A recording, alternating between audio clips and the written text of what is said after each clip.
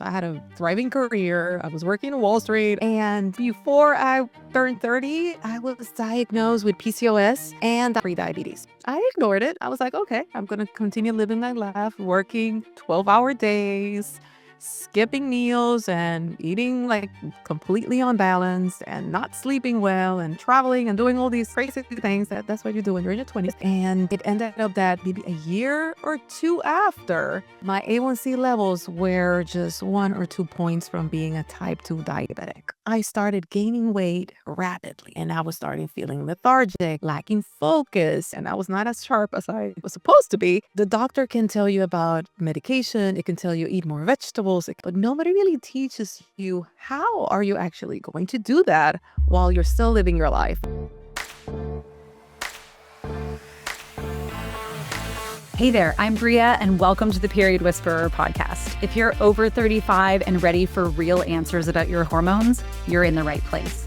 Hit subscribe and stay with us. Hey there, sister. Welcome back to the Period Whisperer podcast. If you have ever felt like you're doing everything right, this is the theme for us on the Period Whisperer. Eating well, working out, cutting back on sugar, and yet your energy is off, your cravings are louder, your labs might even be starting to shift. If you look at them, if you understand them, and so we'll get into that today, I think this episode is for you because one of the most overlooked drivers of how you feel in midlife is your blood sugar. Your energy, your weight, your hormones, they're all connected to this piece specifically. So today we're going to break that down in a way that actually makes sense. I'm joined by Jenny Pena, National Board Certified Health Coach and host of the Path to Better A1c podcast.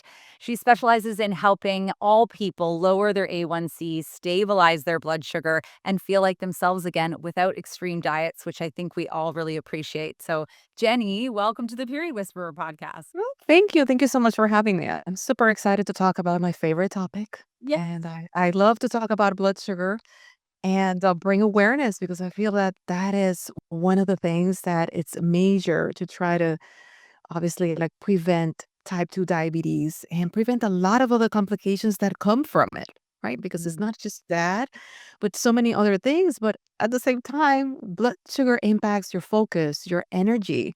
And there's a lot of underlying things that it's just beyond the diabetes Yeah. narrative. So For sure. And sometimes it doesn't make sense when it's elevated. You're like, I don't think I should be diabetic, or, it doesn't make sense. So I'm excited to dive into that. But I'd love to hear a little bit about your story first. Like what led you to focus specifically on blood sugar, A1c, and even pre-diabetes?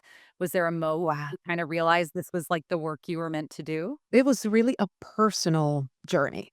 Mm. I am based in New York City and I worked in finance for many years. I had a thriving career. I was working in Wall Street. I was like just living my best life, or so I thought. And before I turned 30, I was diagnosed with PCOS and I was diagnosed with prediabetes. And mind you, I was not even overweight. So at that point, I completely, as most people in their 20s, you're living your life. You're like, are you kidding me? This was an outlier. I actually kind of ignored it a bit. I thought somehow in my own ignorance, I'm going to call it like that, ignored it and didn't do anything. And I'm like, "Oh, okay. Oh, yeah, it's a little elevated." And a lot of doctors, we love doctors, but some of them will be like, "Well, just wait and see." And I'm here to tell you, please, please don't just wait and see. Try to figure out why it's elevated and start working now when, it's not as complicated or advanced so that you can figure out, okay, is there a lifestyle habit that I need to tweak and change? Yeah. And a lot of it, if you catch it early, you're able to address it. So I ignored it. I was like, okay, I'm going to continue living my life, working 12-hour days, skipping meals and eating like completely unbalanced and not sleeping well and traveling and doing all these crazy things that, I mean, that's what you do when you're in your 20s, Things that we do in our 20s. Yes. right? But it was just not agreeing with my body. And it ended up that maybe a year or two after, my A1c levels, which we'll probably talk about what A1c is, Very excited. my A1c levels were just 1 or 2 points from being a type 2 diabetic. Then I started gaining weight rapidly. And all of these other things started happening, and I was starting feeling lethargic and like a lot of fatigue, lacking focus. It was impacting my work, right? Like I was not working and I was not as sharp as I was supposed to be just because of again those ups and downs of energy. And then drinking tons of coffee. Like I had a joke with my sister that I would actually brew coffee before going to bed. Like that's how caffeinated I was. Like it was coffee was my water. And that was I was constantly in that position. And then my hormone levels, they were all out of whack. Like it was just bad all around. And it was just bad. So please do not repeat the story. And then ended up using metformin. Metformin gave me horrible side effects. What did And then sometimes I will have to run out of meetings. Here I am in a conference room and I need to go to the bathroom and I'm presenting and I have to run out. So it was impacting my life. So it was a lot of different things. And everything that I tried, I felt like it was not working. Right. The doctor can tell you about medication, it can tell you eat more vegetables, it can give you these blanket instructions, but nobody really teaches you how are you actually going to do that while you're still living your life and how can you make it fit your life. So I decided that I'm not going to be on medication and I'm not going to be running to the bathroom unpredictably because you never could know when it would happen. And I realized I have to figure out how I can resolve this. I'm too young. Didn't have kids back then. And I'm like, okay, like something needs to go. So I started researching, became a health coach, not to found a coaching company or be into anything. I did it for me. But then while I did that, I found such a joy. And then I started like working on it on the side while I had my full-time job. And I'm like, okay, like there's so much passion about it. I love to see people being transformed. And then I could also relate on so many people struggling the way that I did. And sometimes thinking that, oh, just the medication is going to solve it and I don't have to do anything else. Spoiler alert, that's not true. That's not true. I love that story. I always love hearing when people's mess becomes their message. I think it's such a powerful way to be able to serve your purpose, from a place that has so much meaning. I'm excited to talk about A1C, but first, I think for the women listening who might not, I'm sure they've been listening. If you've been listening for a while, we've talked a lot about blood sugar regulation, but I think some common symptoms that I hear you talk about, things like cravings, things like, that kind of wired but tired, that afternoon energy crash. Let's talk a little bit about those. So, like, I know you say that cravings are not just a discipline problem, which I love. Can you explain what's actually happening physiologically when someone feels like they just can't stop eating or they absolutely like need to eat this one thing now in a craving? So cravings, I like to frame it as this is your body grabbing your attention. Yeah. Now, not all cravings are made equal, and not everything can trigger the craving in the same way. Meaning, you may feel the cravings. And when I coach clients, I ask them, I'm like, okay, like, is it that you're used to having that cookie at 3 o'clock and it is a craving that is more of a habit? Is it that how much did you eat that day? Or are you stressed out? Are you having a very busy presentation? Mm. Did you not sleep so well the night before or the 2 nights before? Did you have a fight with your significant other? Like things like that can impact your hormones. It impacts the triggers of your body. And sadly, we think about cravings and food, and then food is such a comfort item for most of us. We grew up thinking that, oh, if I just eat this, I'm going to feel better. Mm. Then you have the hydration. A lot of people confuse the craving with that fact that they're dehydrated. Half Mm. the time, you're just not drinking enough water. Yeah. So decoding that and finding and being mindful, I think connecting to your body and not just going like, I'm just craving a cookie or I'm just craving another cup of coffee or I need this. Yeah. Having that moment and asking yourself, okay, like, why do I really need this? Yeah. One tell of blood sugar. If it is that you skipped breakfast or you skipped lunch or you're not eating enough protein, that is going to kind of determine a little bit. You may feel more of the cravings the, in the afternoon. Coming from The other thing is that consider the fact that, okay, a lot of people, they may not be skipping meals, but they're carb heavy. And I work a lot with people with prediabetes and diabetes, but I feel like that happens to everybody. And I always tell, okay, when you're feeling like this, if you're starting to feel all these cravings, think back. What did you eat? Was it really carb heavy? Did you skip? Typically what happens is that you're starting to have these blood sugar spikes, and not everybody understands that. They think it's normal. They think that 3 p.m. slump that you're feeling, it's normal, or feeling like you need a siesta or you need a nap after you're having a large, like, no, it just means that you had a blood sugar spike. yeah, Your blood sugar got really elevated, your body reacted, produced insulin, then you got to drop. Think about a roller coaster. yeah, So instead of having that steady energy throughout the day, you're having that roller coaster. And if you started the day typically with a carb heavy breakfast, I can guarantee you you're going to be riding that roller coaster because you did not give that balance. You're going to feel hungry around 10:30 in the morning, and you're going to look for something that is quick. And what is your body saying? I need energy yeah, because you went up, you got the insulin, it dropped super low. Now the body's like, oh, wait a minute. I need energy now, and I need it quick. yeah, And that quick energy, what is it? You're not gonna typically crave something that has protein. You're gonna go for the carb, yeah, sugary things yeah. because that's physiologically what the body's trying to find that balance Mm, to the best of the abilities, and it's trying to send you a message. So a lot of it is decoding that message and finding what triggers it. Is it really that you're not feeding your body in the way that it can give you that even flow of energy?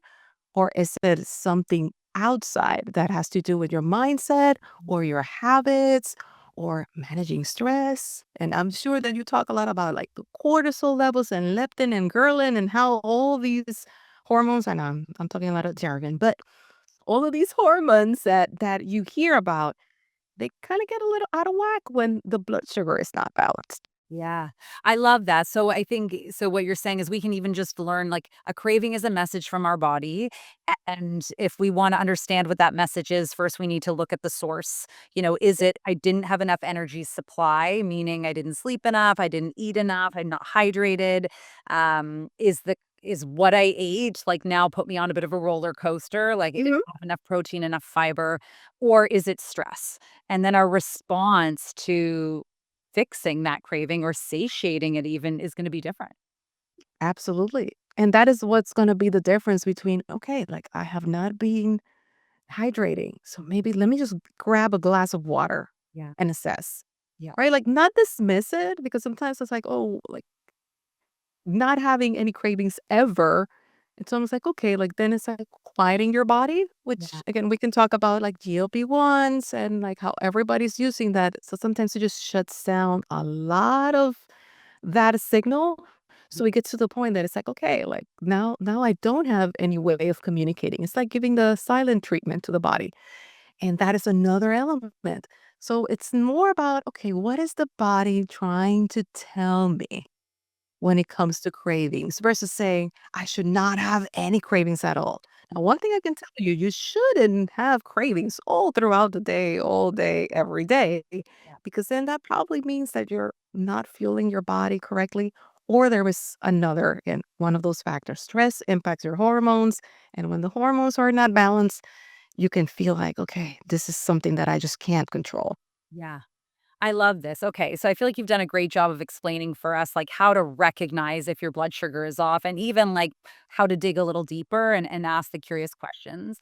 Let's talk about A1c, like, what it is. Like, so we go to the doctor. If you go and get routine blood work, this is going to be a marker on your routine blood work that will pretty much always be there, do you find, in conventional? I believe so. I Yeah. believe so. I think at this point nowadays, with the ratio of 1 in 3 Americans having prediabetes, yes, Yeah. it is becoming something that most doctors, if not all doctors, will include in your annual Yeah. checkup. What does A1C actually measure?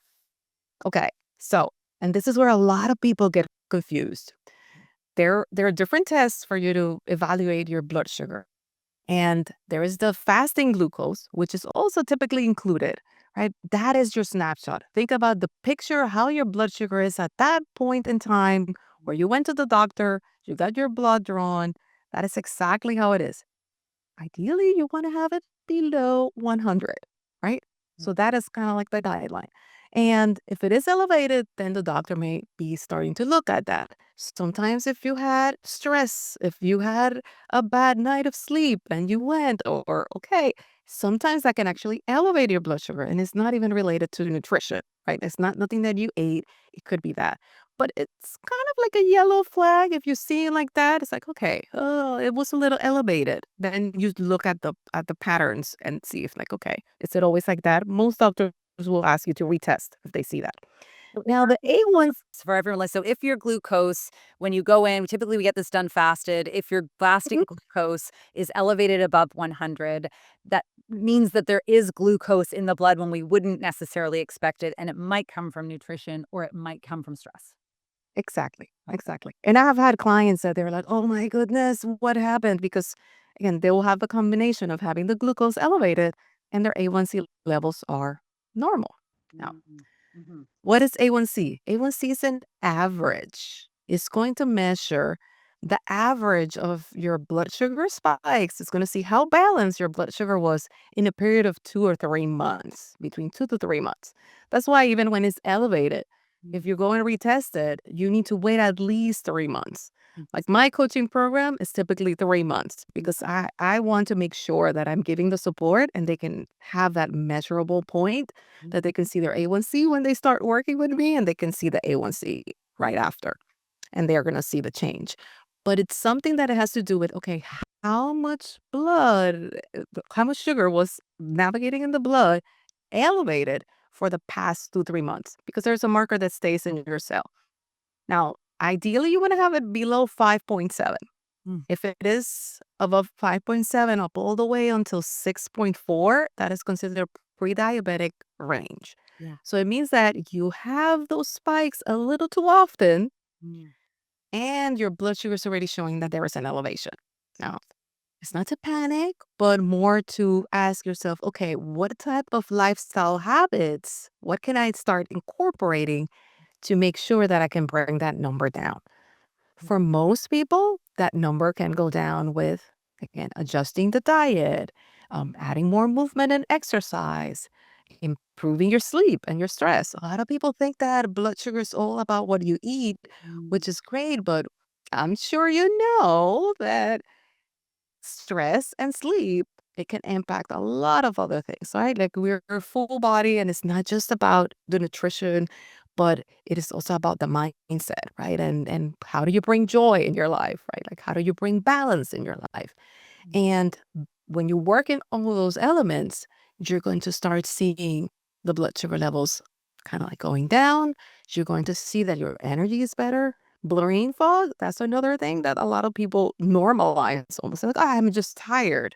Uh, Look at how are things happening in terms of your fuel, in terms of your energy, in terms of your habits, because a lot of things have been normalized. And in fact, your body's not supposed to react that way if you are doing the right things. Glucose is going to be too much sugar in that snapshot in that moment at that time. A1C is sort of an average of what was elevated above levels or where it was elevated to most commonly over a 2 to 3 month period. Exactly. You mentioned fasting insulin, I think, which I think I also Well, like to run, but is not always run. fasting insulin it's interesting. I feel that they should run it, but and I even had this conversation with my own practitioner, my PCP doctor. And I asked her, and I'm like, okay, she knows what I do for a living. And we have these amazing conversations.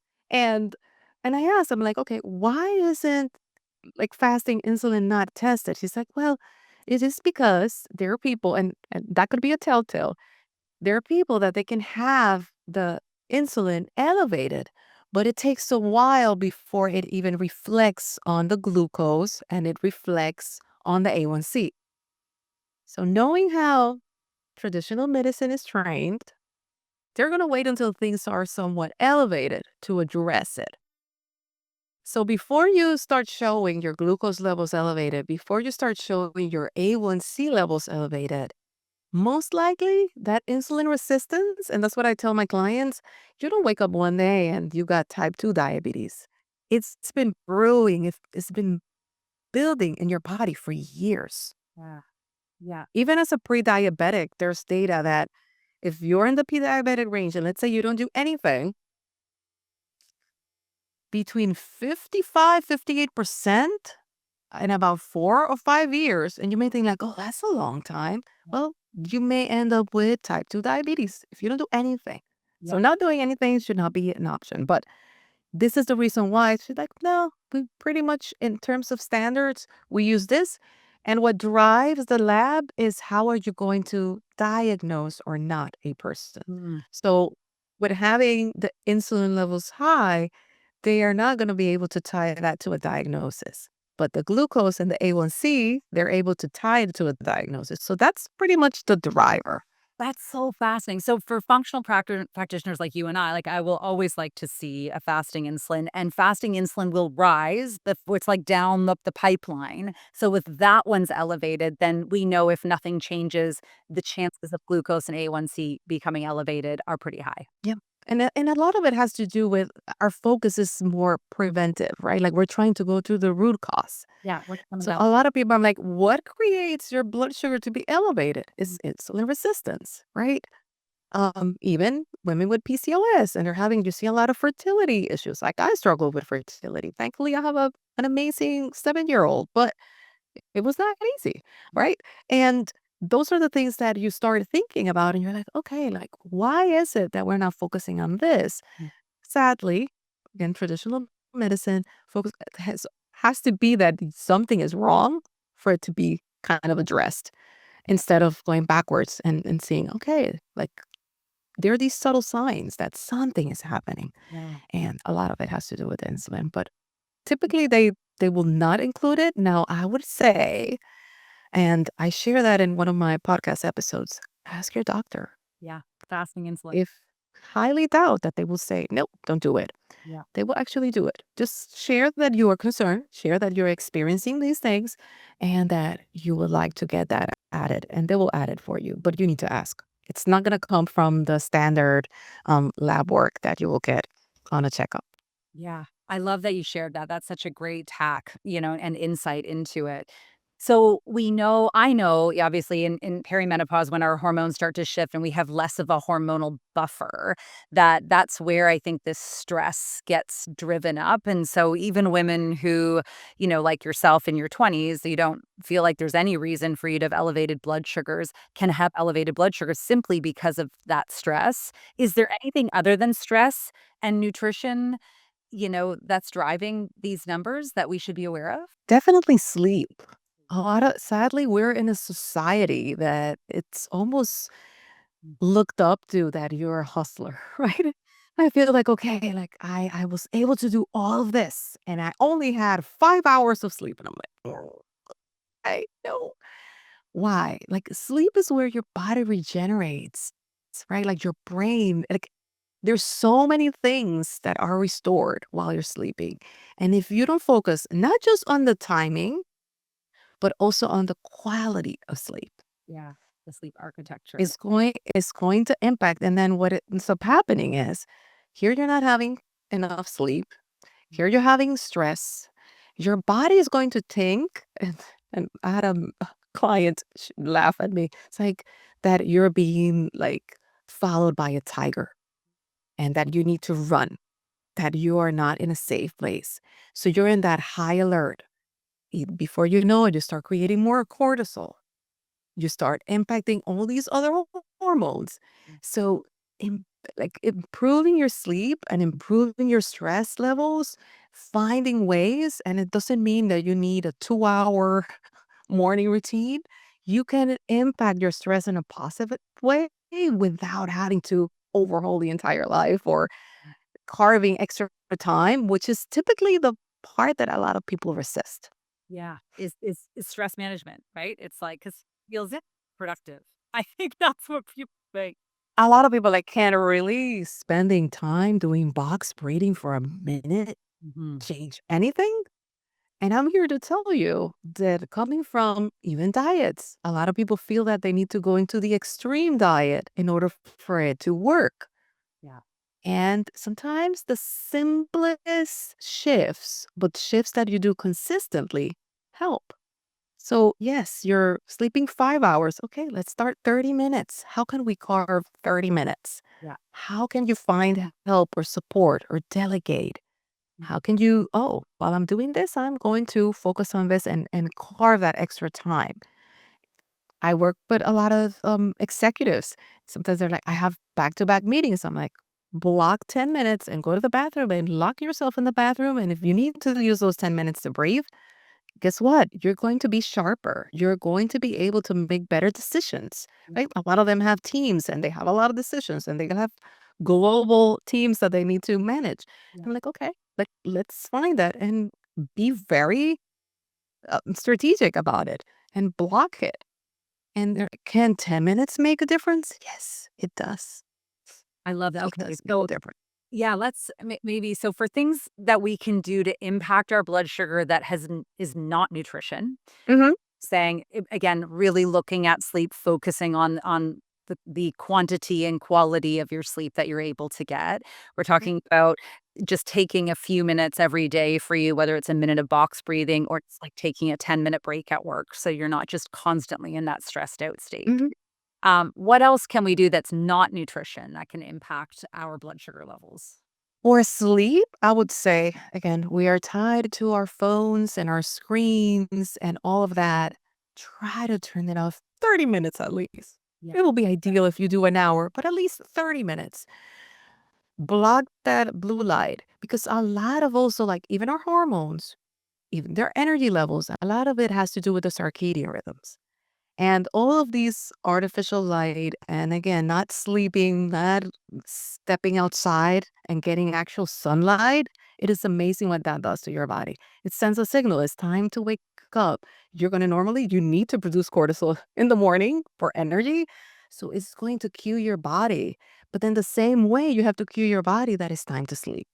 Incorporating a routine that doesn't have to be, again, you don't have to do a routine for 2 hours before you go to bed.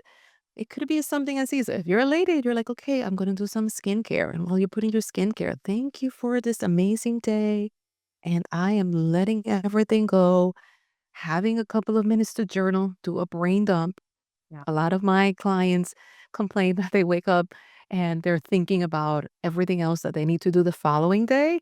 So writing things down so that you can actually release that and be like, okay, I don't have to worry about that because it's on paper. Your brain is trying to remind you of these things, and that doesn't allow you to rest.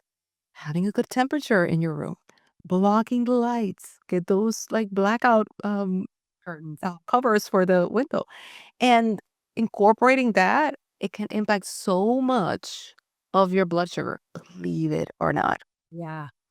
And what about walking? Because I think I've heard you talk about walking as well, like after meals, or is that something that you often have your clients do? Yes, absolutely. And that is a thing that some people are resistant. It's like, I don't have time for walking outside, or the weather is horrible. Now the weather, it's a little bit better now, right? Like we're coming from spring to towards the summer. But I'm like, okay, you can march in place. Yeah. There's some meetings that you can do. There's like desk elliptical machines, like desk pedalers that you can have that Mm. could actually have the movement.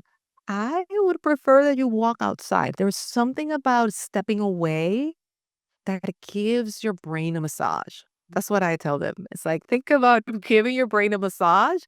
You walk out, you're not in constant work mode because even if you stay at your desk, people are going to come in. You're already in that environment. So give that break to your brain, walk outside.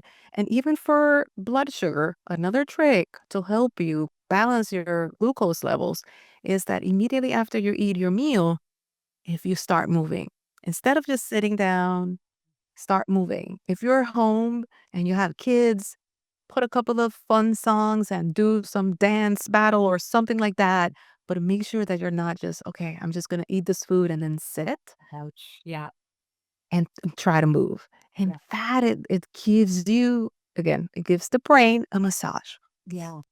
It's funny, we talk about like historically, it used to be very common that families would like cook a meal together, which starts our whole digestion earlier, even in the brain, which is so powerful. And then as soon as you're done, then you all clean up together, which is really, it's a very logical part of how we regulate our own blood sugar is like making sure the digestion's ready for it, making sure we're eating a nice balanced whole food meal, and then moving the body after dinner. And it's the way it always has been, which has just changed because of our demanding schedules. And even when it come, a lot of people think about, oh, like portion control or things like that, or like, okay, I don't want to overeat. And a lot of it has to do because they're not focusing on the food. Do you know how it tastes? Yeah. I had a client, I'm like, I want you to eat your food and I want you to think, I'm like, how does this taste? Is this salty? Is sweet? Think about the texture. Having that mindful moment, even if it is 10 minutes, but instead of just eating while you're working. And I have a funny story, a personal story. I remember I had a slice of apple pie and I loved my apple pie. It was like was one of my favorite treats. And I was working and I ate the whole thing. I was still working and then I was looking for more because I thought I had never eaten the apple pie. Like my brain never got the chance to register. So it was like, and I was in shock and I was like, wait, what happened? Like, but I had a piece. Where is the apple pie? Like that was my reaction. Why? Because I didn't practice that mindful eating. Hmm. So slowing down and paying attention instead of just eating. So now we're getting into like tips around actual nutrition. So even like stepping away from the desk is how you're saying and eating fully like and recognizing how it tastes, thinking about those moments. Because it does impact your mindset too, right? It doesn't even sit in your stomach the same if you're eating while you're doing Yeah. 3 other things Yeah. versus, okay, you're having a mindful moment. Now that joy that is attached to the food, you can actually appreciate that, Yeah. Yeah. and it's different. So it helps with your mindset, it helps with your stress. You're not eating everything, running because you have to do all these things. Sometimes slowing down makes you a bit more efficient than trying to power through. For sure. I mean, we know that when we're in that like fight or flight sympathetic nervous system, that our whole digestion is shut down. So you're almost just doing yourself a disservice, right? We need to calm down in order to eat, in order to assimilate the nutrients, in order to get the insulin and the glucose and all the hormones working as they should. So it's Yeah, a great tip. absolutely. Absolutely. What about with actual, like, I think we have some pretty savvy listeners. I think the women listening here certainly know, like, okay, well, I shouldn't be eating, you know, processed food, junk food, you know, processed sugars, all of those things. But in terms of our meal, I heard you talk a bit about protein and not just eating carbohydrates. What is a good meal that is going to support regulated blood sugar for someone listening? I know that a lot of people are resistant when I say, like, if you look at that diabetes plate, I think everybody should eat that way. And it doesn't mean that you're a diabetic. A lot of people are resistant. Even when they have the diabetes diagnosis, they're like, no, I'm not sure. And I'm like, well, it doesn't really matter because we all need to regulate our blood sugars. It's going to impact you in ways that probably, even if you don't have a diagnosis, it will impact your focus. It will impact your mood. That's the other thing that we have not spoken about. Yeah, Having those blood sugar spikes and low, it gets you cranky. yeah, that's the hangry person, right? That's That's the hangry person. It will get you cranky. So ideally, you want to focus. And I don't like to refer to everything as you should not eat this because I think that almost in the mindset, it gives you that restrictive mode and that's all you think about. So think about what you should have on your plate. A quarter of your plate should be protein. Another quarter should be your carbs. Yeah. Ideally, complex carbs, things that have some fiber-rich items. And then half, it should be plenty of non-starchy vegetables and not just greens. Like, let's just say that there are vegetables that have different colors. Make it a game every time you go to the supermarket and try to pick a different color other than green. Have green as the canvas and think about, okay, I'm going to look for a vegetable that is purple, right? Like, think about something like that. Okay, like, let me get, or fruits. Blueberries, right? Like eggplant. If you're gonna get peppers, okay, like maybe I can get some orange peppers and Yeah. and make it colorful so that even to the eye, it's gonna be appealing and it's gonna be fun, and you're gonna have a lot of different nutritional profiles coming in. So having that visually, like if you think about your plate, that's a visual to do. If you're getting into details as to how much, typically, when I'm coaching clients, I do have some clients that are trying to like lose weight and using GLP-1s as like a completely different combo. But I say aim for at least 30 grams of protein. Most people are not even hitting that. Yeah. And that is probably not even enough. I'm like, most of us, when you do that calculation that's out there, I tell them, I'm like, go Google. And then you'll realize that I'm actually not even giving you the amount. You probably need way more than that. Most of us need more than 100. Most of us. Yeah. But I tell them, okay, aim for that. And then we work up from there. And that is one of the first wins Yeah. that I see everybody experience. The moment that they start their day with 30 grams of protein, the cravings, the energy, the focus, everything starts changing. And then they realize, ah, this is one magic thing that I didn't know about.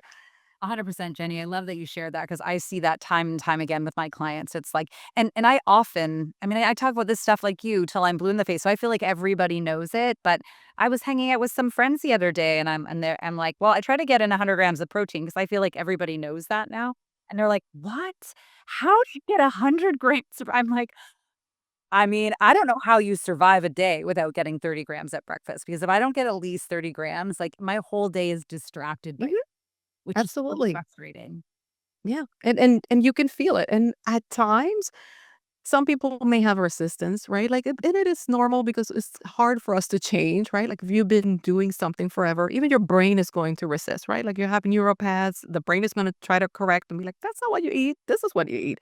So it is hard. And I tell them, okay, do a test, be a scientist. Yes. 3 days, incorporate this. And we actually brainstorm and we're like, okay, like, what are some things that you like? We build something that they enjoy and that it has those 30 grams. I'm like, okay, try that for 3 days and then go back to whatever it is that you were doing. Yeah. But be mindful, and be mindful about, how do you feel at 10:30? How did you feel right after?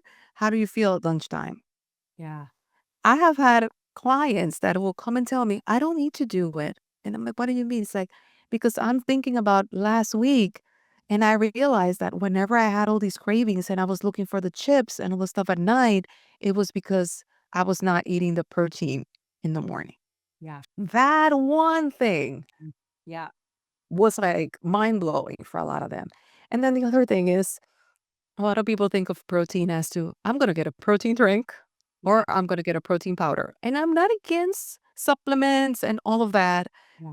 Some people sometimes, like, that's kind of like what we have to give or take do Mm. for their lifestyle and what they have going on. Sometimes it's in the morning, sometimes like it's lunch, but let it not be the first thing that comes. It's the same thing with fiber. When you say, okay, like, fiber is another element that helps with blood sugar regulation. Yeah. And a lot of people are actually, if you think protein is hard for people to get Oh, the yeah. amount, fiber is actually worse. When I tell them and I'm like, oh, when this has fiber, I'm like, let's go through the list. And when they see it, they're like, whoa, wait a minute. Okay, this is harder than I thought. Yeah. And that is another element. But the first thing that they tell you is like, sure, I'll get some gummies. Yeah. I know. I'll get some gummies, or I'm gonna get like this drink that there's a famous brand, and I'm like, okay, and I'm gonna get the fiber. Yeah. So typically, what I tell them is like, how much fiber is that? It's like, oh, it's like 5 grams. I'm like, eat an apple. It will be about the same, and it's natural, and it's probably cheaper. That is probably cheaper. How much fiber do you like as a starting point for people? If we're talking about, okay, 30 grams of protein at breakfast, do you have a guideline that you like to share for fiber? I like to say 25. There's some organizations out there that will even push it further, but 25 should be like your absolute minimum. Per day. That should be like per day. Per day. Yeah. So what I typically tell my clients is like, okay, like try to see how you can squeeze 5 for each meal, and if you have a snack or something like that, eat another 5. Mm. Most times they will find something else. Like beans are a great source of fiber. I know a lot of people think about like, oh, it's gonna get me gassy and all this, but half a cup of beans, it has like between like 6 to 8 grams of fiber. So that's like a great start for you to incorporate. And thinking about nothing against the leafy greens Mhm. because they're high in nutrition, but think about those starchier vegetables that have more fiber and start incorporating. Sometimes I'm like, okay, go slow so that you don't have those side effects that some people do, right? Like the GI symptoms from All in. going from 0 fiber to 25. You are going to feel it for sure. I can assure you. But yeah, just incorporating that and thinking about, okay, like with the protein, a lot of people get overwhelmed. Oh, I'm gonna have to change all of these things. I'm like, okay, think about one meal. Yeah. Some people focus on the meal that is the easiest. Others think about the one that is the most efficient and is the hardest. Yeah. So based on where you're at, I let the client decide, but we work through it. Mhm. And then having one meal at a time, it works. Yeah. And then it becomes sustainable, becomes second nature. It's like, oh, okay. Like I already know these are my 5 favorites. I know exactly what to put on the plate to reach that. And then we build into the fiber as well. So that's kind of like how you can incorporate this without feeling, ah, okay, like this is too much. Yeah. And Pick a meal, start there, and then build so that eventually it's all 3 of your meals or so. yeah, Can you just that's share a couple of, like, your favorite 30-gram protein plus breakfasts? oh my God. Okay. Days? I am loving there are these yogurt drinks that have 20 grams of protein and no added sugar. Oh. And I love that, and I do egg cups. Egg. Now I meal prep and my son helps me in chopping of the vegetables, and what I like about it is that every week is different because I just pretty much clean the fridge and look for the vegetables and whatever I have in there, whatever leftover protein I have in there, I'll just build it. Oh, So I get eggs, I get cottage cheese, yeah. I blend that whole thing, put whatever vegetables I have, whether it's onions, peppers. Sometimes when I don't have any of that, I'll be like, okay, let's put some frozen spinach in there. Yeah. Um, and I'll just throw something, but then I will also add another source of protein. So it could be leftover chicken. Yeah. I've done it with bacon. I have done it with ground turkey. So it depends on whatever I have. I'm like, okay, I'm throwing it in there. If I want to go to a little Mediterranean, I have done it with feta cheese as well. Mm. So you just throw something in there Mhm. and it's just so easy for you to warm up. Just because in the morning it's a bit crazy for me. But Yeah. that's what I do. And I actually get probably around 40 because I eat like 2 or 3 of those. And I get a good amount of fiber and it just keeps me focused and steady the entire morning. Yeah. Like I don't need to snack at all with that. I love that. I totally agree. I think I'm a big eggs and Greek yogurt person. And then veg or berries or something. I find that such a simple way. But like if I actually don't eat meat, I eat fish, but not other meat. But if I ate meat, I would eat meat for breakfast for sure. Like I think it's such a simple way for us to get that protein in. And then Yeah. for vegans, it's like, well, like I definitely have mad respect for vegans. It's like then you're gonna have to dig a little deeper into your nutrition. Yeah. There. It is challenging. I have had a couple of clients like that and it is challenging. So they have to be very creative in terms of like, okay, and incorporating the beans and all that. But Like they do have one that. thing that they don't struggle so much on the fiber. Yeah, that's They true. have that for them. Fiber. Yeah, that's true. And like you said, once you have like a little library of like 4 or 5 things that you love per meal, then you can, just recycle those for quite some time as you slowly pick up new ideas for Yeah, diversity. absolutely. Like Greek yogurt is very high in protein. Cottage cheese is very high in protein. Again, like I've had clients that they're like, well, like I cannot have any dairy. So we have to like troubleshoot and figure things out. Sometimes I do, and I'm like you. I feel like a lot of people think, oh, breakfast should be these items. No, think of breakfast as a meal. Whatever works for you, however you need to get it. And sometimes I do an amazing, like I do a turkey hash and I put a bag of coleslaw in there. Yeah. And that's what I have. And I put half an avocado with that and I'm good. Like and it has the protein, it has like my vegetables in there. That helps me in the good fats and that is perfect. And you can do that on a Sunday, pack it, warm it up. Yeah. And definitely for me, like it's important to at least the meal prep for the morning. It's important to either have that or have something that I can just grab and go pretty quickly. Yeah, I totally agree. I think if we know what we're eating for breakfast and lunch, honestly, dinner gets so much easier because you're not famished or undernourished or having these blood sugar spikes by the time it rolls around. Yeah. Jenny, this has been amazing. You shared such great tips. I feel like everyone listening has a good understanding now of what their blood sugar is, what it looks like to feel good or bad if you're struggling with it, why it's important, but also what blood markers to ask for, and then how to start to regulate it. Did I miss anything? Is anything else that you want to share, or do you feel like we covered it all? I mean, we covered a lot, but Yeah. what I would say is don't just look at the labs and think that the range is normal Hmm. because a lot of people feel frustrated because they're feeling different feelings. You're not supposed to be staring blank at the screen for 30 minutes. You're not supposed to be eating every hour because you're hungry.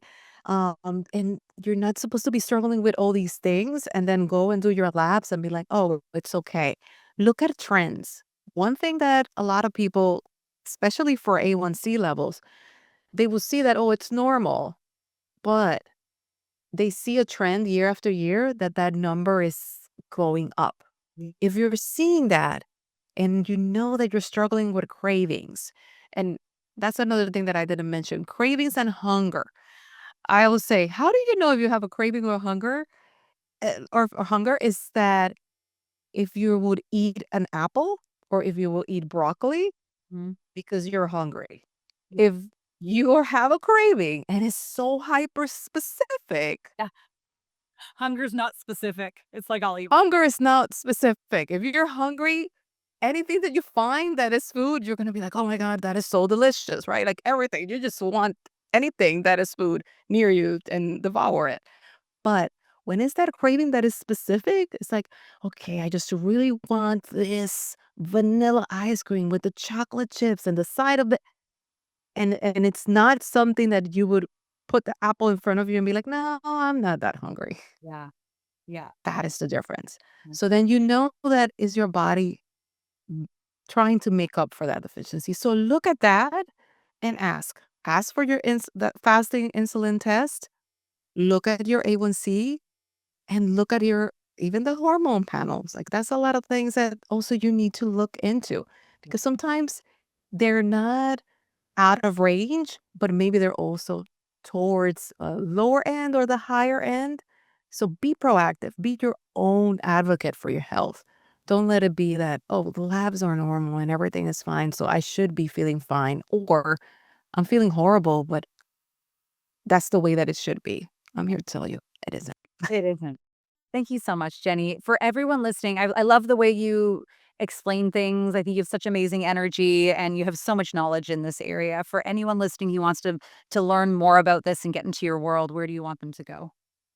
I mean, they can definitely go to my webpage, jennypena.com. They can find me on Instagram. That's Coach Jen P. And obviously, like if you're listening to a podcast, why not go to the Path to Better A1c and go listen over there? I have an episode every Friday. So that can be your morning coffee routine. I love it. I love it. Thank you so much, Jenny. I really appreciate you. Thank you so much for being here today. Thank you so much for having me. Sisters, you have some great tools, lots of great information, we're calling it, to regulate that blood sugar, which is going to help you feel so much better and just be more in your life and not just less on a scale. We'll catch you in the next episode. If you're 35 plus and ready to stop guessing, start understanding your hormones, and feel your absolute best, hit subscribe. That's what we do here.